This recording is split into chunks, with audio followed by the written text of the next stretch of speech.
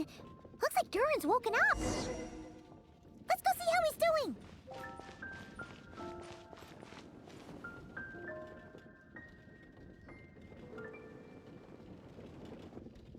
Jane! Hello, you two. I'm glad you got my letter. Durin's awake and waiting on the bench over there. I'm here if you need help. Just give me a shout. Don't worry about us. We'll be fine. Oh, hey, you two. I just remembered what happened right before I passed out. Thanks for holding me back. I shudder to think what might have happened if you hadn't. I'm fine now. It's just... a lot of people seem to have forgotten me. Don't worry. We'll figure out a way to fix this. Why don't you start by telling us what happened? It felt so strange. After I realized no one recognized me anymore, I suddenly felt like I'd completely lost contact with my body. Abyssal power lies sealed within this body I inhabit. So when I lost my connection to it, I lost control of that power too. It wasn't until I heard everyone calling my name that I was able to reconnect with my body. You lost contact with your body? Does that mean there's something wrong with it? Sounds like we need Albedo more than ever. I don't think the problem lies in Albedo's alchemy. Huh. But then, why are people forgetting you? Guess that's what we need to figure out. That means we need Alice for sure. But it's been ages and she still hasn't been in contact. Now would be a really good time for a hint. How could the story's budding branches even hope to reach beyond the towering walls? Leaving the castle, the witch went off in search of the tallest, grandest tree in the whole world. High up in the canopy of that tree, she sought a resting place, a refuge where the little sapling might take root. Go to that place, for it was there that the sapling felt its first breath of wind. Huh? Was that another clue? Does that mean the story isn't over yet? Leaving the castle. It just occurred to me. If this story is all about my own experiences, then wouldn't what happened after I left Simulanka be part of it too? But how could she possibly know exactly what would happen? And even if she did, how could we know when the story was complete?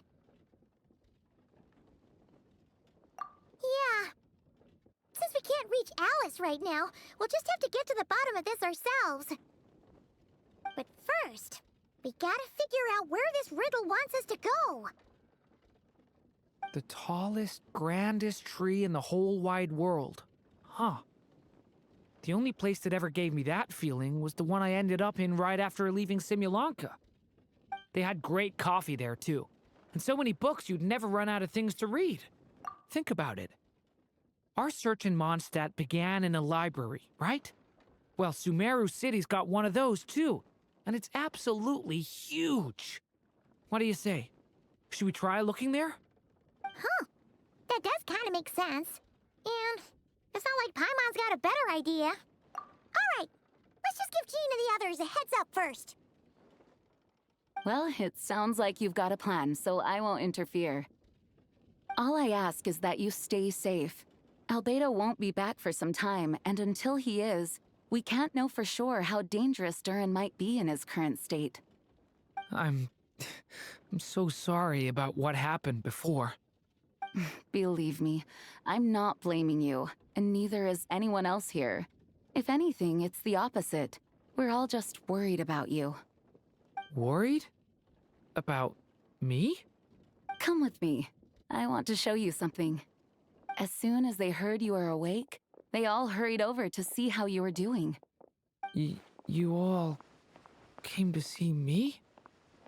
A little birdie told me you're working on finishing a storybook. So maybe all those people losing their memories is just a plot twist, waiting to be resolved. Miss Lisa, you always seem to know how to put my mind at ease. Please, everyone, don't worry about me.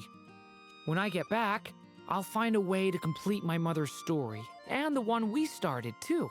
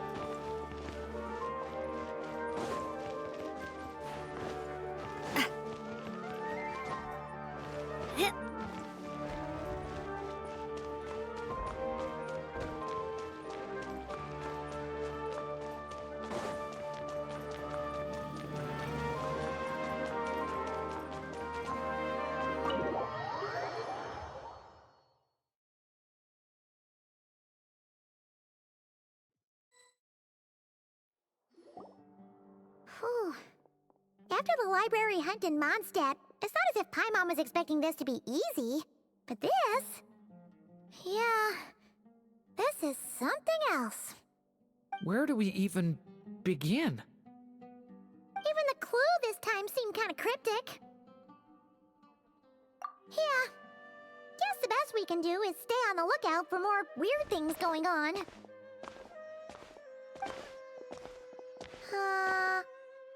Huh? Sorry, what was that? I'm here to return Volume 5. According to the catalog, Volume 5 of this series is not available for loan. I can't accept the return of a book that was never checked out in the first place. Let me put it this way. My copy is complete. Yours, on the other hand, is missing large amounts of content. So you should swap it for mine instead. Sir, you have to understand. Managing a library is a serious business, and we have protocols in place for this kind of thing. I can't just replace an important volume in our collection based on nothing more than your word. Hey! Look what the Wandering Tom dragged in! Oh, it's you. And, what is it you're doing here? I'm a traveling scholar, as you know. Isn't a library the most natural place for me to be? Well, the last time we saw you was all the way in Notcry. Paimon just didn't expect to suddenly see you in Sumeru, that's all. There were some things I needed to come back and take care of. Some documents had gone missing, so I tracked them down, restored them to their original condition. And now, I'm here to return them. And considering what I'm planning to do next, it feels like a weight off my shoulders. What's going on with you, huh? You look like a kicked puppy. Hat guy. Ah, at least you haven't forgotten about me. What's that supposed to mean?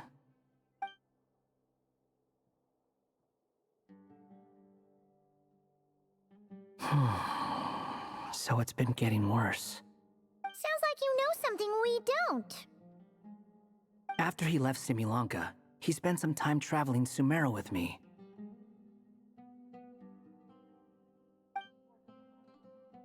I was working on several texts at the time, and I stumbled upon something strange. Anytime Durin of Simulanka was mentioned, before long, the record would disappear. Which means, all the remaining records on Durin are about the evil dragon that fell on Dragonspine. How did you even discover that? If I remember correctly, Hat Guy loved the time he spent in Simulanka so much that he started writing a travel log. That's besides the point. The fact is, you're not affected by the ley lines of this world. I'm sure you can grasp the implications of what that means. His case is different from mine. It's more like the world itself refuses to accept his existence. It started with a few written records, but now, it sounds like it's spread to people who never met him or didn't know him well. At this rate, the whole world might forget him altogether. The whole world? But that includes all my friends in Mondstadt, and even Hat Guy, too. So that's what you've been worried about all this time? Why didn't you just tell me? There are more important questions right now, like figuring out how to fix this. That mage clearly cared a lot about her child. She left that book behind for a reason. If you want answers, isn't that the place to find them? You think that didn't occur to us already? Problem is, we need to find the memory that unlocks the next chapter first. Mind if I take a look? I just want to know what secrets this book is hiding. Besides, I've run into a bit of red tape, so I've got time. Of course. Be my guest. So,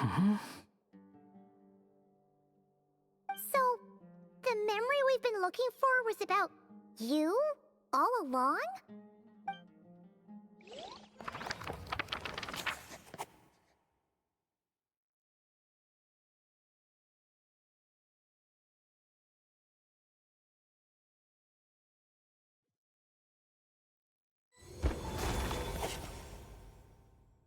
The little dragon became companions with a stray cat with dark blue fur. It was a friendship born of all they had in common.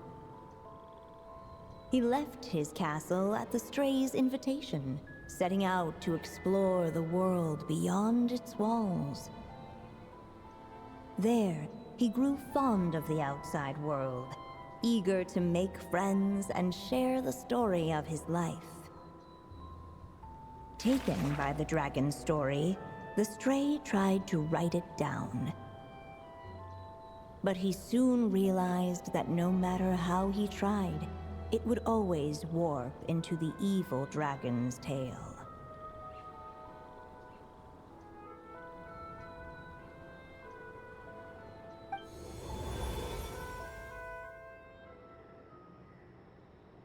So, this is the world where this chapter takes place? Looks like we're at the top of some kind of gigantic tree. This one must be about what happened to me when I first arrived in Tevat. No wonder the memory that unlocked it was about Hat Guy. Most of my memories from that period were. Hold on. Anyone want to explain how I ended up looking like this? Maybe you've become a character in the story too. You see me as a stray cat? A wandering Tom, to be exact. You should count yourself lucky. Of all Durin's friends, your character is by far the most memorable. Maybe it's because I've known Hat Guy for longer, so my impression of him is more vivid than the others. Vivid? Then how come you haven't changed one bit? Guess that means the impression the Traveler left was so vivid, it didn't need changing.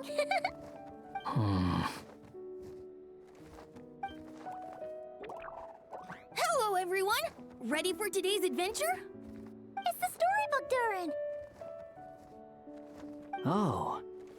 So you're not playing yourself in this one? Does that mean the two of you have even more memorable roles to play?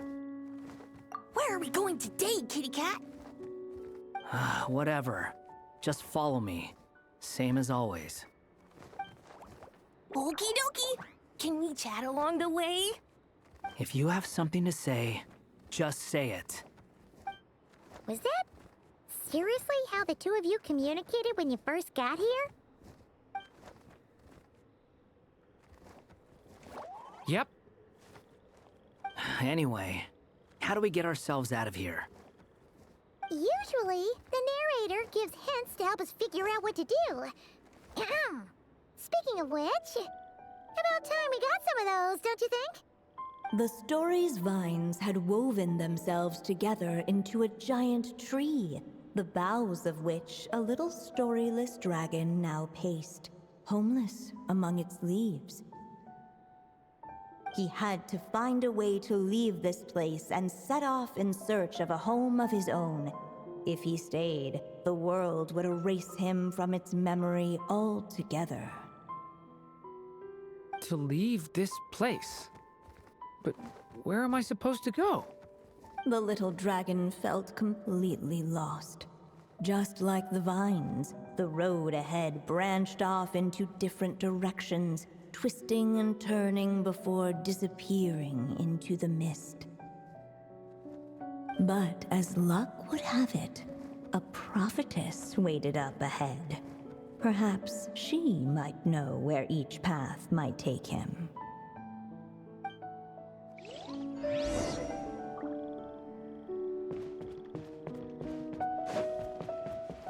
Huh?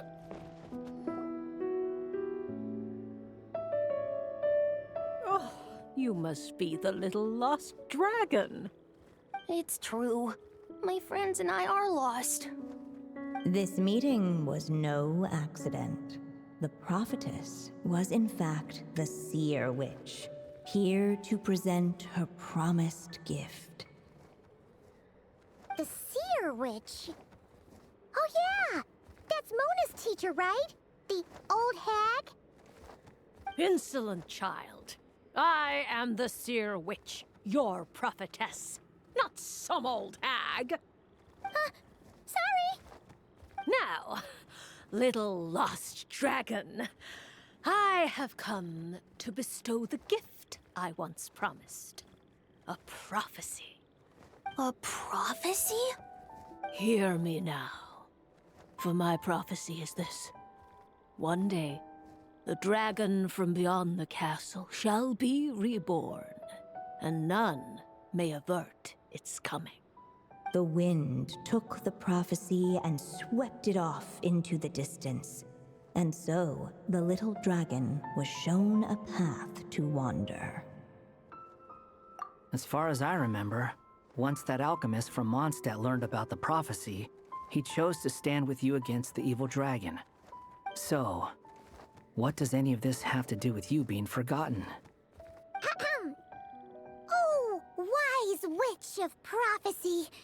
Could we trouble you with another question? As enigmatic as she was elegant, the seer witch spoke no more, for her thoughts had long since returned to the starry firmament above.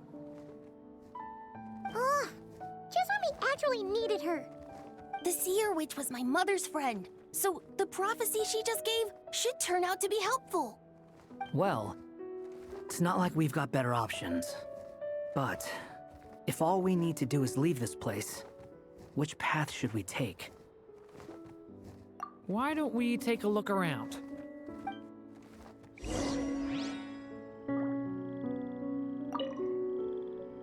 As enigmatic as she was elegant, the seer witch spoke no more, for her thoughts had...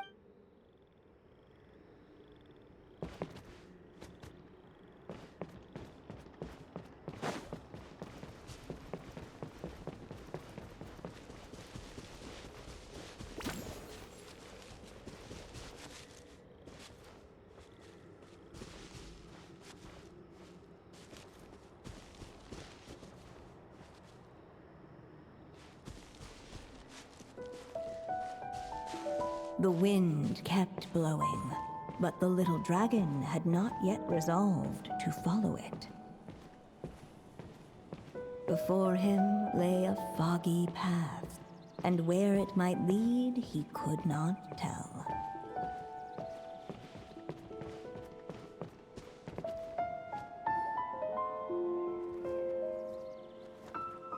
If we go this way, we'll be heading back to Mondstadt, just like we planned. Out of all the options so far, this seems like the safest, right? At least we know what happens next.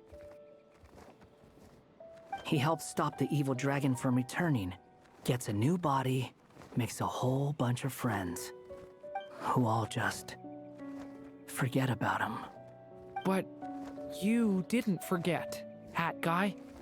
I'm just saying, choosing this path wouldn't solve the main problem. You'd still end up being forgotten. Huh. I'm not against choosing this path. I just wonder what secrets it might be hiding. Let me think about it.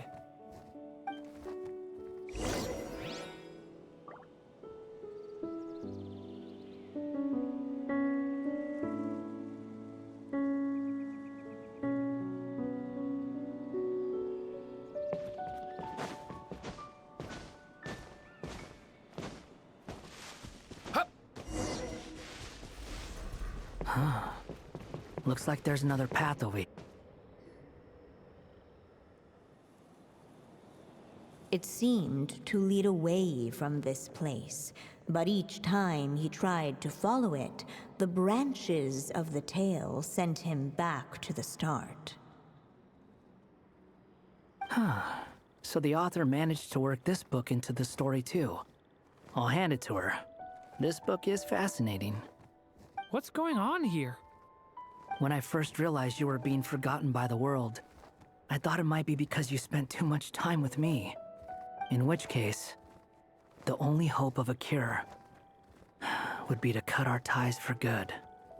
What makes you think that?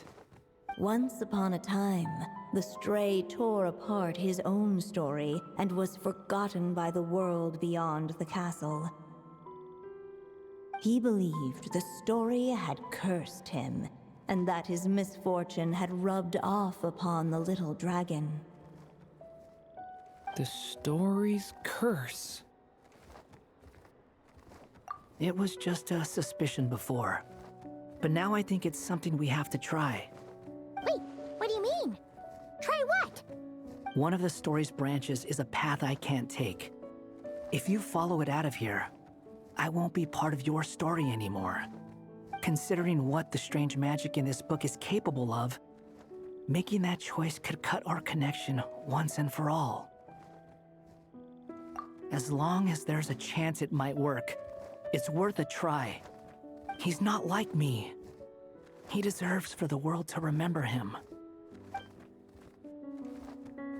Well, maybe Hat Guy has his reasons for thinking that way, but that's not the kind of decision I can make so easily.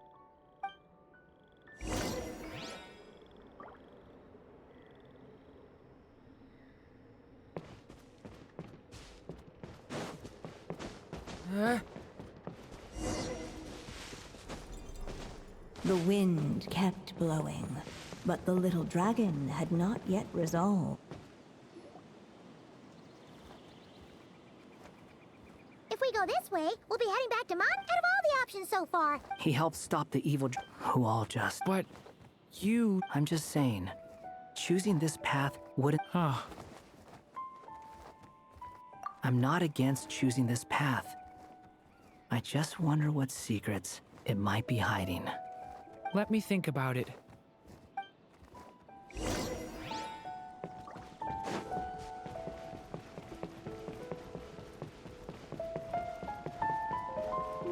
I still think you should keep going, little dragon.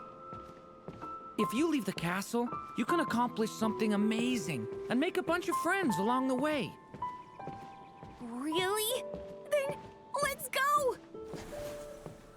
Unable to preserve his story, the little dragon wandered astray. Fortunately for him, a certain prophetess had left behind a prophecy to guide him. The wind took the prophecy and swept it off into the distance, and so the little dragon was shown a path to wander. Following the wind's guidance, the little dragon made his escape. In turn, the prophetess affirmed the little dragon's choice, leaving an extra secret as her parting gift.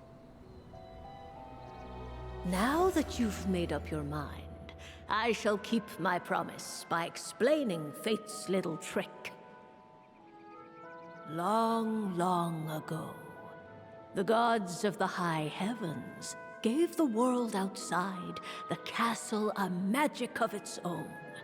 They called it storytelling. It was a magic of almost unshakable power that governed how people met, grew close, and understood one another. Each person had a story meant for them and them alone, one whose ending was written in the heavens long ago. In truth, your story and the evil dragons are simply two versions of the same tale, and that is something the magic of storytelling cannot abide.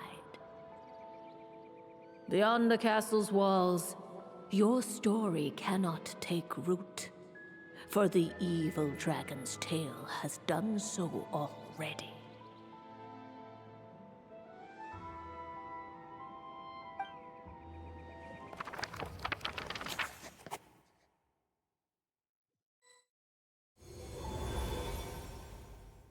So, that was the secret?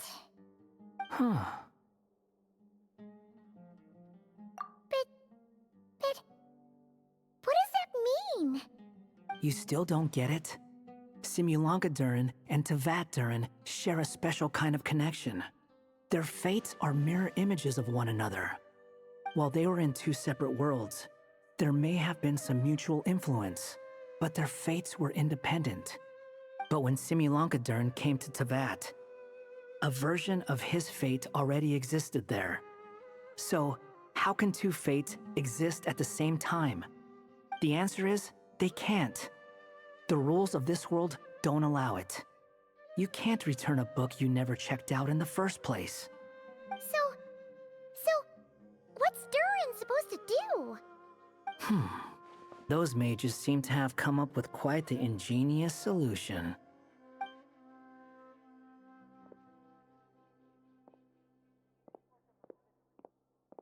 I'm here to make a return. As I said, there's no record of Volume 5 of this series ever being checked out. Then just think of this as Volume 6. Based on what I know, the author was planning on publishing another volume anyway. The catalog does have a slot reserved for Volume 6. So, this is it? Sure, let's go with that. All you need to know is, I'll be the one writing this series from now on. You... What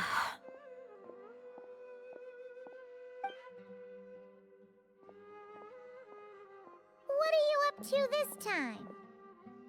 Remember the red tape I mentioned before? Well, I just took care of it. Now, I guess you'll be off to see your alchemist friend? It should be pretty obvious by now. He has the answers you're looking for. Well, we do have a whole bunch of things to confirm with Albedo, that's for sure. But didn't Jean say he'd be gone for quite a while? I'll join you. Just let me know when it's time to go. Hat guy? Don't sound so surprised. I'm part of this story too, aren't I? I'm just playing my role. Well, yeah. But it's not that. I just feel like you want to help, but something's holding you back. When I first realized you were being forgotten by the world, I thought it might be because you spent too much time with me. I even thought cutting our ties might be the only way to fix it. Why would you think that?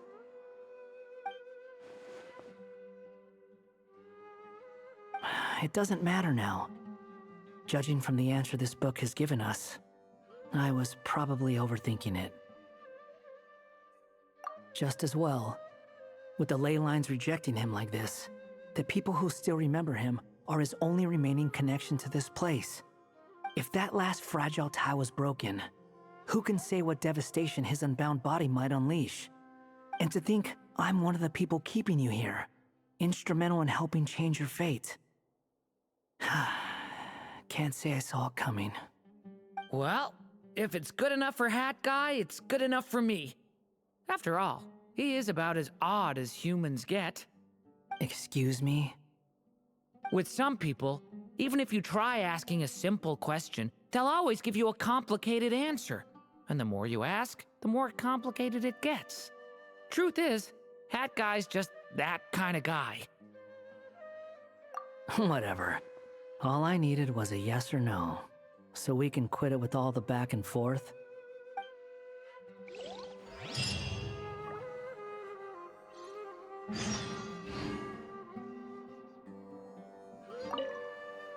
If you feel like stepping back into the story, just come find me.